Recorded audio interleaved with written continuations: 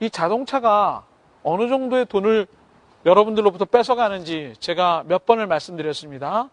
아까 말씀드린 것처럼 연봉이 2,700만 원이면은요, 월 통장에 한 200만 원 정도가 찍힌다는 건데, 자동차가 100만 원을 아주 쉽게 여러분들로부터 뺏어갑니다. 그렇다면 남겨진 100만 원을 가지고 아까 말씀드린 것처럼 모으고 굴리고 이런 일들을 계속해야 되는데 현실적으로 불가능하죠. 100만 원 중에서 가장 기본적인 생활을 하기 위해서 먹고 뭐 여러 가지를 해야 되는 가장 필요한 의식주를 해결하고 나면 남는 돈이 거의 없게 된다는 겁니다. 그렇기 때문에 소비에 대한 문제를 직접적으로 거론할 수밖에 없죠. 자, 자동차 경제학 여러분들이 좀 고민을 하셔야 될 부분입니다. 아까 말씀드린 것처럼 이 100만 원을 자동차에 뺏기는 대신 여러분들이 이걸 저축과 투자라고 하는 걸 하게 된다면 3년 후에 얼마의 돈을 모은다 그랬죠? 4천만 원. 4천만 원. 4천만 원의 돈을 만약에 여러분들 수중에 지금 지갑을 열었을 때 내가 지갑을 열었는데 4천만 원의 돈이 있다. 아주 다른 모습으로 여러분들이 이 시간을 지금 대할 수 있을 겁니다. 보고 계신 TV를 꺼도 아무런 문제가 없고요. 바로 내가 여행사에 전화를 해서 어디 여행을 가도 자신 있고요.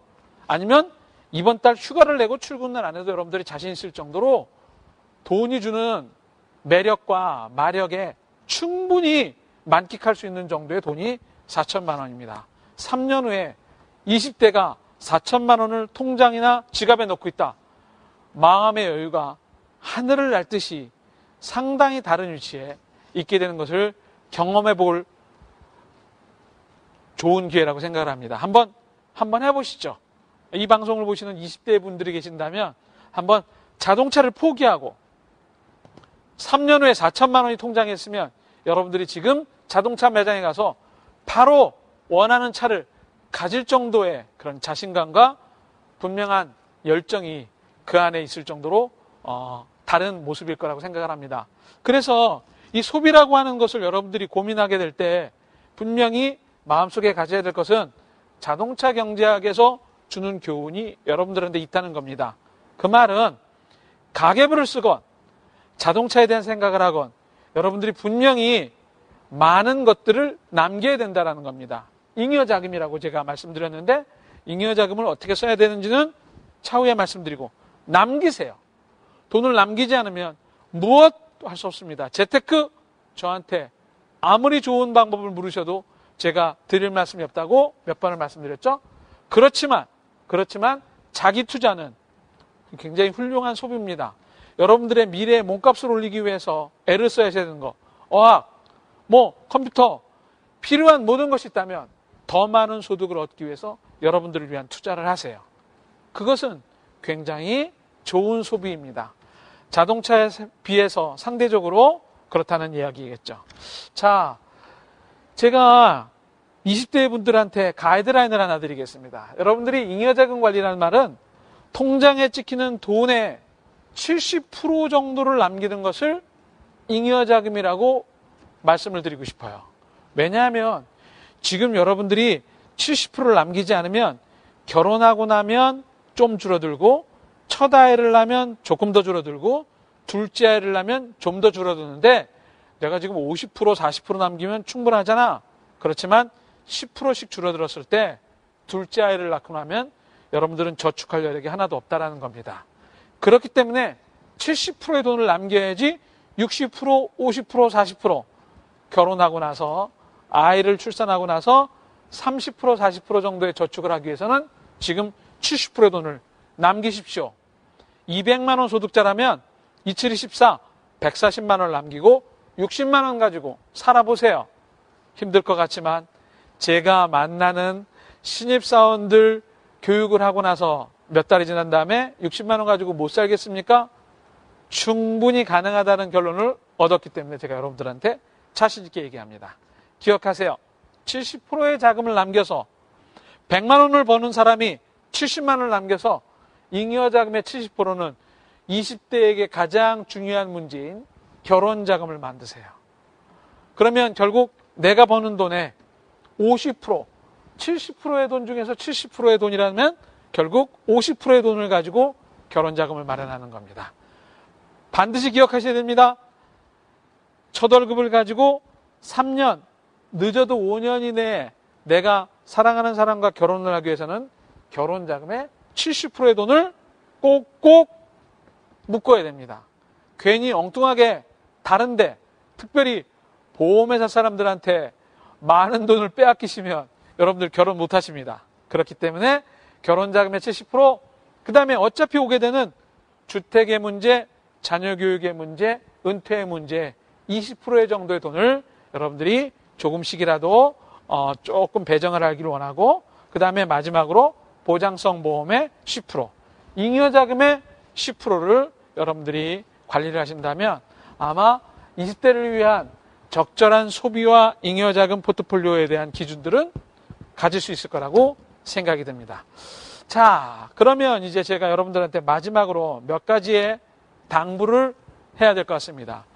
만약에 이 방송을 보시는 분들이 50대, 60대 분들이라면 여러분들의 자녀분들을 위한 몇 가지의 지침서로 활용을 하시면 좋을 거라고 생각이 듭니다. 첫 번째, 제일 중요한 겁니다.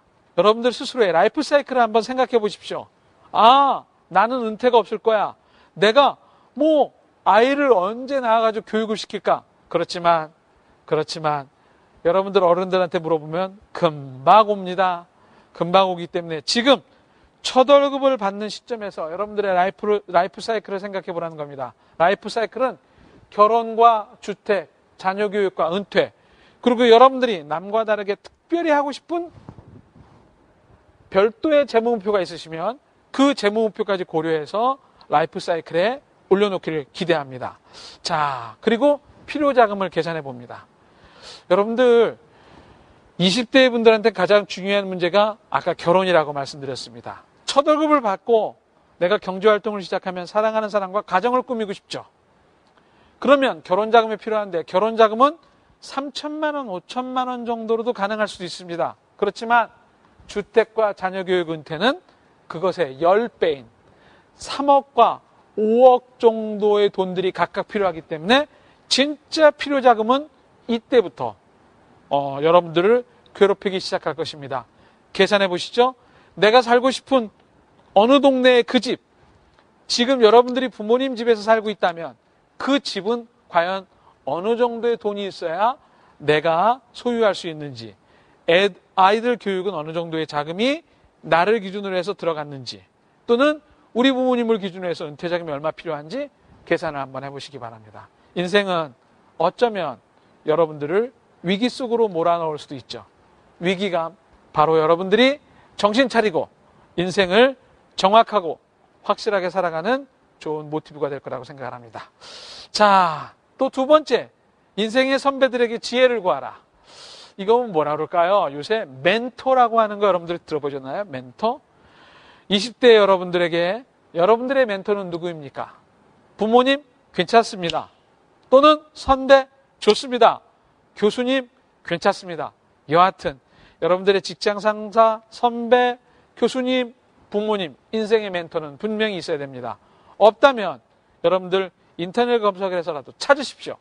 인생의 멘토를 통해 가지고 여러분들이 모델을 정하시기 바랍니다. 아, 그 사람은 참 멋있어. 인생을 즐길 만큼 즐기고 실력도 갖추고 그 다음에 내가 저렇게 살고 싶어 라고 하는 기준을 반드시 정하시면 그 사람과 이야기를 하는 중에 여러분들은 다양한 행복의 조건들을 고민하면서 정하게 될 거라고 생각합니다. 그 다음에 이 세 번째는 아까 제가 말씀드린 보험회사 사람들을 만나서 여러분들 여유자금의 상당 부분을 묶지 마십시오. 굉장히 중요한 문제입니다. 유동성을 잃지 마시기 바랍니다. 이 말은 무슨 말이냐면 미혼의 그 아가씨나 미혼의 남성들이 자기 발목을 스스로 묶는 경우가 있습니다. 굉장히 가능성이 많죠. 이 방송을 보시는 분들 중에서 미혼의 남성들, 미혼의 여성들이 계시다면 인생의 불확실성이 굉장히 많이 있습니다. 불확실성이 많이 있다는 말은 가능성이 많다는 말하고 똑같죠. 특별히 내가 어떤 배우자를 만나느냐에 따라서 인생은 전혀 달라집니다. 특별히 미혼의 여성들, 내가 어떤 남성을 만나느냐에 따라서 인생의 행복이 전혀 다르게 좌지우지 될 수 있죠. 그렇기 때문에 그런 것들이 결정이 될 때까지는 절대 유동성을 잃어버리시면 안 됩니다. 여유 자금을 갖고 있으라는 말이에요. 결정하지 마시라는 겁니다. 그냥 1년, 2년, 3년 단위로 돈을 짧게 운용하셔도 된다는 거예요. 너무 5년, 10년 이렇게 무엇가 탐이 나서 뭐에 눈이 어두워서 결정하지 마시기 바랍니다. 유동성을 잃지 말라는 것은 불확실성이 많기 때문에 기본만 정하시고 그런 것들이 여러분들에게는 30대도 있고 40대도 있습니다. 그때 가서 결정하셔도 늦지 않는다는 거죠. 자, 이런 생각을 좀 하시고 마지막으로요. 자기를 위한 투자. 아까 제가 소비에서 현명한 소비는 여러분들을 위한 투자라고 했습니다.